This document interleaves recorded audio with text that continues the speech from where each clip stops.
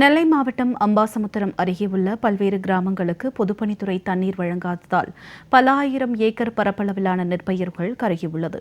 இதுகுறித்த கூடுதல் தகவல்களோடு இணைகிறார் எமது செய்தியாளர் செல்வராஜ். வணக்கம் செல்வராஜ், இது குறித்த விரிவான தகவல்களை சொல்லுங்க. நிஷ்மா ஜனனி, நெல்லை மாவட்டம் என்றாலே அது விவசாயத்துக்கு பேர் போன மாவட்டமாக உள்ளது. குறிப்பாக நெல்லை மாவட்டத்தில் பிரதான அணையாக பாபநாசம் அணை என்பது உள்ளன.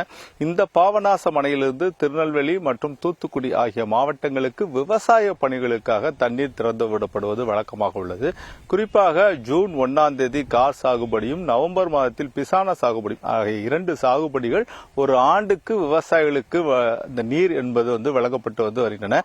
கடந்த ஜூன் 1ஆம் தேதி திறக்க வேண்டிய தண்ணீர் என்பது அதன் பிறகு ஒரு 15 நாட்களுக்கு பிறகுதான் அந்த கார் சாகுபடிக்கான தண்ணீர் என்பது திறந்து விடப்பட்டிருந்த நிலையில குறிப்பாக வாகைக்குளம் மன்னார் கோயில் அம்பாசமுத்திரம் அருகே உள்ள அப்பகுதியில் உள்ள விவசாயிகள் தங்களுடைய விவசாய நிலங்களில் நெற்பயிர்கள் நட்டார்கள். ஆனால் நெற்பயிர்கள் நட்டப்பட்டு கிட்டத்தட்ட 70 தினங்கள் மட்டுமே தான் பொதுப்பணித்துறையினர் அவர்களுக்கான அந்த நீர்களை வழங்கியதாக கூறப்படுகின்றன. குறிப்பாக ஒரு பயிருக்கு 120 நாட்கள் அவர்களுக்கான நெற்பயிருக்கு தண்ணீர் என்பது வழங்கப்படும் என்று பொதுப்பணித்துறை நேரடியாக அந்த கார் சாகுபடிக்கு அன்றே தங்களுடைய பத்திரிகையாளர்கள் செய்தியாளர் குடியிருப்பில் கூட அவங்க தெரிவிக்கப்பட்டிருந்த அந்த குறிப்பில் கூட கிட்டத்தட்ட 120 நாட்கள் தங்கள் விவசாயிகளுக்கு அதற்கான தேவைக்கேற்ப தண்ணீர் வழங்கப்படும், ஆகவே விவசாய பணிகளை மேற்கொள்ளப்படலாம் என தெரிவிக்கப்பட்டிருந்தது.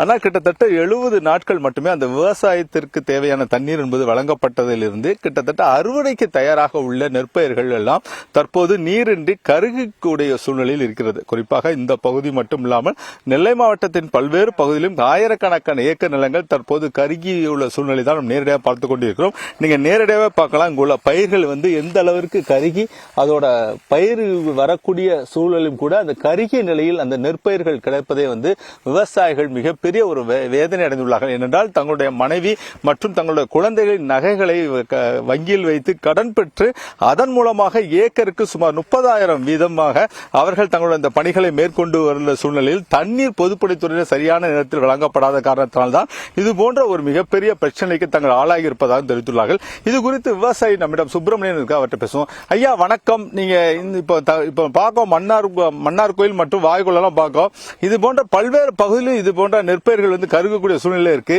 என்ன செய்யணும்னு நினைக்கீங்க? குறிப்பாக நீர்வள ஆதாரத்துறை சரியான முறையில் கால்வாயை பராமரிக்காத காரணத்தினால பாபநாசம் அருகில் உள்ள ஆனந்த்விலாஸ் பக்கத்தில் கால்வாயில் உடைப்பு ஏற்பட்டது. அந்த உடைப்பு ஏற்பட்டதன் விளைவு தண்ணீர் 4 நாட்களுக்கு கீழே வரவில்லை. அதனால் தண்ணீரில் அந்த கால்வாயில் இருந்த அமலச்செடிகள்லாம் அப்படியே உட்கார்ந்துட்டு திரும்ப அந்த கால்வாய் உடைப்பு அடைத்த பின்பு தண்ணீர் திறக்கும் பொழுது தண்ணீரானது கீழே சரியாக சேரலை. தண்ணி அப்படியே தேங்கி நிற்கு கால்வாயில் உள்ள குழைகளை அப்புறப்படுத்தினால்தான் தண்ணீர் கடமடை பாசனத்துக்கு சேரும். குறிப்பாக 45ஆம் நம்பர் மடைக்கு கீழே அறவே தண்ணி வரல. இல்ல, இதுக்கு யார் காரணம்? குறிப்பாக கார் சாகுபடிக்கு தண்ணி திறந்து விடுவதற்கு முன்பாகவே பொதுப்பணித்துறையினர் அதெல்லாம் ஆய்வு செஞ்சிருக்கணும். தற்போது இதுக்கெல்லாம் யார் காரணம்?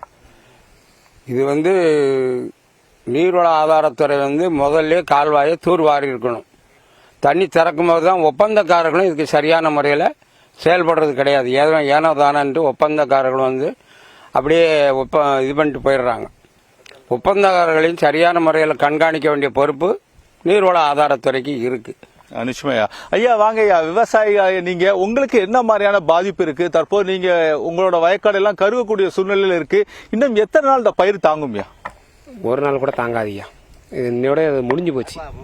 யாருக்குனே பிடிச்சிட்டு, அதனால பிடிச்சதுக்கு அப்புறம்னா இனிமேல் நாங்கள் மோட்ரு வச்சு ஏதாட்டும் காப்பாற்றிக்கலாம்னு நாங்கள் நினச்சிக்கிட்டு இருக்கோம். எங்களோட பொருளாதாரத்துக்கு ஏதோட ஒரு நகையில் அடை வச்சோ ஏதோ வச்சு பயிர் பண்ணிக்கிட்டு இருக்கோம். இதுலேயும் நாங்கள் சரி வருமா சரி வராதங்கிறது எங்களுக்கு நிலைமை தெரியலை. அதனால மழை பெஞ்சால் மட்டுமே காரணம். ஆனால் கால்வாய் எப்போதுமே எந்த நிலையிலுமே இந்த அமலக்கொலைகள் கால்வாய் சரியாக சீரமைக்கப்படலை எங்களுக்கு. அதனால எங்களுக்கு தண்ணி சேரலை. இதுதான் எங்களோட கருத்து.